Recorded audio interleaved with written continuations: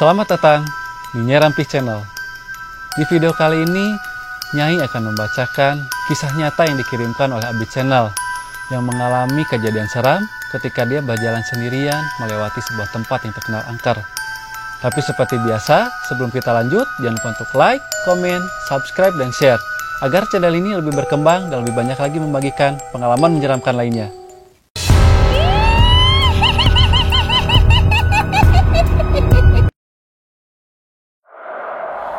Tahun 1999, saya berada di sebuah kabupaten di Jawa Barat. Saya sekolah di Madrasah Aliyah Negeri. Pada tahun itu, saya masuk kelas 3 dan tinggal di sebuah pondok pesantren. Organisasi perkumpulan kami berada sekitar 4 sampai dengan 5 km dari pondok pesantren tersebut. Biasanya kami berkumpul pada hari Minggu pagi sampai siang menjelang sore, dan kami kembali di sore harinya. Namun, karena saat itu ada sesuatu yang harus dibahas, akhirnya acara berakhir pada pukul 11 malam. Teman-teman yang lain sudah meminta izin kepada guru dan ustadz masing-masing untuk menginap di tempat perkumpulan itu. Tapi karena saya merasa kalau jarak 4 sampai dengan 5 km itu cukup dekat, akhirnya saya pamit meninggalkan mereka.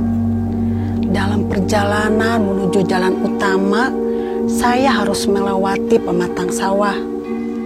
Yang warga sekitar menyatakan bahwa tempat itu adalah tempatnya segala dedemit berada. Di sekitar area itu terdapat rel kereta api. Konon pernah terjadi sebuah kecelakaan yang menyebabkan seorang wanita meninggal akibat tertabrak kereta api. Katanya jasad wanita itu masih belum diketemukan sampai saat ini. Ketika sedang berjalan menyusuri jalanan itu, saya bertemu dengan beberapa warga setempat. Kami saling bertegur sapa karena sudah saling mengenal. Mereka bertanya, "Mau kemana, Dek, malam-malam begini?" Saya menjawab, "Saya mau pulang ke pondok." Mereka langsung terkejut. "Lewat sini, Dek?" "Iya, Kang," jawabku. Mereka menasihatiku agar tidak pulang melewati jalan itu. "Udah, Dek, pulangnya besok aja. Biar besok kami yang antar pulang." Tapi saya tetap ngotot ingin pulang malam ini juga. Akhirnya mereka melepaskan saya pergi sambil mengomel dan geleng-geleng kepala. Mulailah saya mengikuti jalur pematang sawah itu. Sampai di dekat rel kereta api, saya merasa tidak ada hal yang aneh di sekitar sana. Sementara waktu sudah semakin larut malam. Ketika akan mendekati rel kereta api, kepala saya terasa agak membesar dan merinding. Urat di dahi kiri menegang. Saya tetap melanjutkan perjalanan dan tak terasa saya sudah sampai di pinggir jalan utama.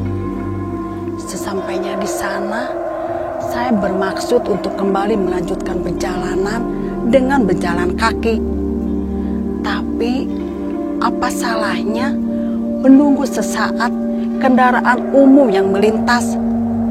Biasanya jam segini masih ada kendaraan umum yang mengangkut penumpang ke pasar. Suasana di tempat itu hening. Hanya ada suara jangkrik, kodok sawah, dan hewan malam lainnya. Cukup lama saya berdiri di bawah pohon besar yang cukup membuat jantung saya bergoyang. Sedikit-sedikit terdengar suara ranting pohon yang bergoyang agak keras. Suara itu terus terdengar berulang kali. Padahal saat itu tidak ada angin yang berhembus kencang dan tidak terlihat ada kelelawar di atas pohon itu. saya tetap bertahan karena sudah terlanjur pamit kepada teman-teman dan warga yang tadi aku temui di tengah perjalanan. Apapun yang terjadi, saya harus terus melanjutkan perjalanan. Sayup-sayup terdengar dari kejauhan suara kaleng rombeng yang bunyinya cempreng. Dalam hati saya berucap, ada teman perjalanan nih. Dalam hati saya merasa sangat senang.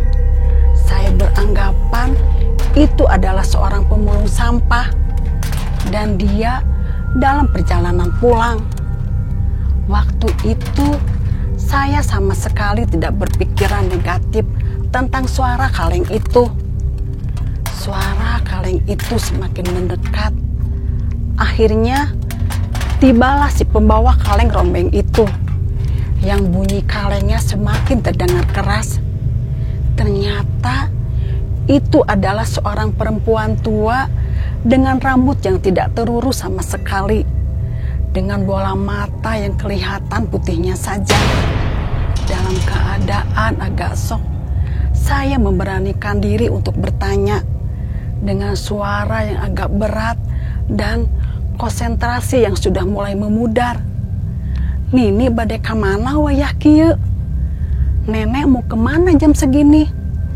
Jantung mulai berdetak agak cepat.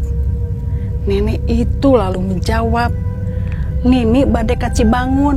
Ari Ujang badai kamana? Nenek mau ke Cibangun. Kalau kamu mau kemana? Saya segera menjawab, saya mau ke Awi Pari, sambil pamit ke nenek tersebut. Nih, abi ti payunnya. Nek, saya duluan ya. Tanpa menunggu balasannya, saya berbalik dan membelakanginya. Lalu, saya mempercepat langkah dan mendahuluinya. Karena arah yang dituju satu jurusan, setelah berjalan sekitar 20-30 langkah, terdengar sayup-sayup suara rombengan kaleng dengan tawa cekikikan si nenek tersebut. Nah, Ari Ujang enggal-enggalan, da engke oge dugina sareng ieu. Kenapa kamu terburu-buru? Nanti juga sampainya bakal bareng sama nenek. Mendengar itu, otakku sudah tidak bisa lagi berpikiran tenang. Sambil berjalan, saya hanya berucap, aduh, kapan angkot lewat? Kapan angkot lewat? Keringat sudah bercucuran sebesar biji-biji jagung. Aku masih teringat dengan penampakan si nenek yang tadi aku temui, yang membuat jantung serasa mau berhenti. Saat ku ingat, bola mata si nenek putih semua, tidak ada hitamnya. Dalam gelap itu, saya rasa kaki ini semakin berat dan mulai agak susah untuk melangkah. Padahal saya sudah bertekad harus meninggalkan tempat itu sejauh mungkin. Sementara rasanya suara kareng rombeng dan nenek itu semakin dekat sambil melantunkan tembang-tembang khas Sunda. Dalam merasa seakan putus asa, datanglah mobil angkutan umum. Saya menyetopnya, lalu segera menaiki angkutan umum itu. Di dalam mobil itu terlihat ada 4 penumpang yang duduk di belakang bersama kernet. Sementara di kursi depan duduk supir dan seorang penumpang laki-laki. Saya rasa sudah aman. Saya merasa sangat aman di dalam angkutan umum itu. Sampai tidak terasa, sampailah di area pertigaan menuju Cibangun. Ada salah seorang penumpang yang meminta supir untuk menyetop mobilnya. Lalu penumpang itu turun dari mobil. Karena saya duduk di bangku kecil dekat pintu yang biasanya diduduki oleh kernet. Ketika penumpang itu turun, saya melirik ke arah jalan. Namun, apa yang saya lihat? Ternyata nenek seram yang tadi aku temui sekarang sudah ada di samping mobil. Nenek itu mau menyeberang jalan. Nenek itu terlihat tersenyum ke arahku dengan memperlihatkan kedua bola matanya yang putih. Saya terperanjat dan beristighfar beberapa kali, hingga beberapa penumpang dan kernet sampai memegangi saya dan bertanya, "Kunaon Jang? Aya naon? Kenapa Jang? Ada apa?" Dan ketika kulihat lagi, ternyata si nenek itu sudah menghilang entah kemana. Setelah mobil kembali jalan, saya kembali tenang. Orang-orang bertanya, "Ningali naon Jang? Jang, kamu lihat apa?" Lalu saya menceritakan kejadian yang baru saja aku alami di tempat itu.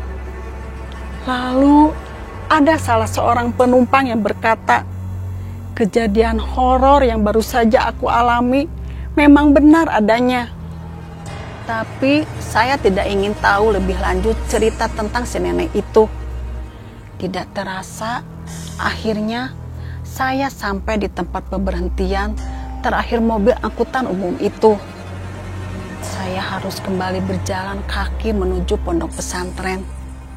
Namun, ketika mendekati jembatan yang di bawahnya ada rel kereta api, mulai tercium aroma kembang yang biasa teman-teman bilang kembang 7 rupa. Semakin lama, aroma bunga itu semakin menyengat menusuk hidung. Saya tetap memaksakan untuk berjalan. Panjang jembatan mungkin sekitar 20 sampai dengan 25 meter. Rasanya kaki ini semakin berat ketika mendekati jembatan itu.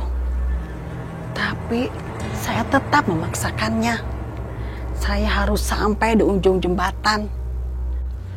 Di pertengahan jembatan, saya mengambil jurus langkah 1000. Akhirnya, saya sampai juga di area pemukiman warga.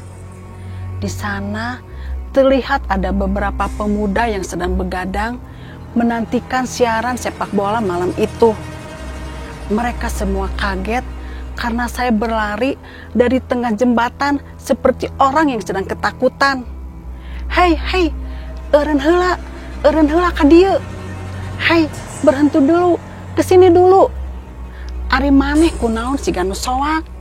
Kenapa kamu seperti orang yang lagi ketakutan?" Sambil menghampiri saya, mereka memperhatikan saya dari atas sampai ke bawah. Lalu mereka kembali bertanya, "Maneh pias gitu? Kenapa mukamu pucat sekali?" Saya tarik napas sampai tenang. Salah seorang pemuda itu memberikan air minum kepadaku. Lalu aku meminumnya. Sampai rasa tenang, baru saya cerita. Di jembatan itu bau kembang. Mendengar cerita itu, mereka menertawakan saya sambil mengejek. "Matakna montong ngelayap wae. Makanya jangan keluyuran malam." Saya pun pamit dan berniat untuk kembali melanjutkan perjalanan ke pondok. Sebelum berangkat, saya melihat jam yang ada di kios yang ada di tempat itu. Ternyata masih jam 1:30 pagi. Tapi perasaan aku sudah menempuh perjalanan selama semalaman penuh. Menurut penglihatan Nyai, apakah benar jalan yang dilalui oleh sobat kita ini memang sarangnya demit atau bagaimana itu?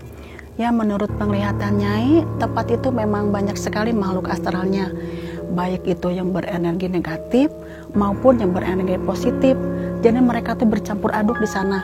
Nah, satu hal lagi Nyai, sebenarnya sosok nenek tua yang menampakkan diri itu apakah dia bermaksud jahat atau tidak? Yang Nyai lihat, nenek itu tidak bermaksud jahat ya. Dia hanya ingin mengantarkan dan menjaga sobat ini dari gangguan makhluk astral yang lainnya. Bagi sobat Nyai yang ingin berbagi atau bertanya masalah yang berhubungan dengan dunia mistis, silakan tuliskan di kolom komentar yang ada di bawah, atau kalian bisa langsung kirim ke emailnya di nyairampi@gmail.com. Terima kasih banyak kepada Abi Channel yang sudah membagikan pengalaman mistisnya kepada kita. Bagi Sobat Nyai yang ingin berkenalan dengan Abi Channel, silakan tonton kanal YouTube-nya Abi Channel, link sudah kami sematkan di deskripsi video. Sekian untuk video kali ini, nantikan kisah-kisah menyeramkan lainnya hanya di Nyai Rampi Channel. Saya Chandra, Saya Nyerampi. kami mohon undur diri, sampai jumpa di video selanjutnya.